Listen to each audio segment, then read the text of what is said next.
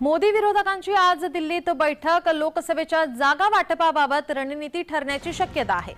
मोदी विरोधकांची आज दिल्लीत बैठक होणार आहे। शरद पवार, उद्धव ठाकरे या बैठकीला उपस्थित राहणार आहे। आपले प्रतिनिधी कुणाल भोईटे आपल्यासोबत फोन लाईन वरून जोडलेले आहेत। कुणाल, बैठक ही महत्त्वाची बैठक मानली जाते। मोदी विरोधकांची ही आज दिल्लीत बैठक होणार आहे, काय अधिकची माहिती? गेल्या काही दिवसांपासून महाराष्ट्रामध्ये देखील महायुतीच्या अनेक बैठका पार पडलेल्या पाहायला मिळत आहेत।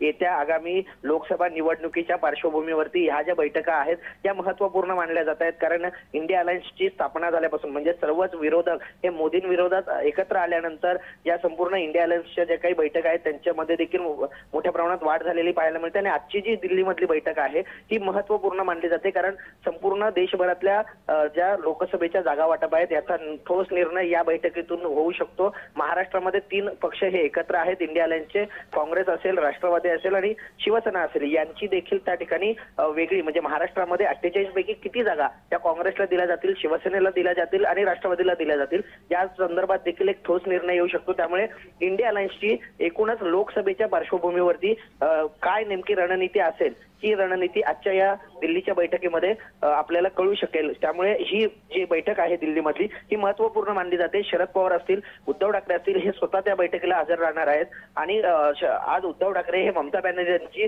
देखील भेट घेणार आहेत। नीलम, धन्यवाद कुणाल, तुम्ही दिलेल्या सविस्तर माहितीसाठी।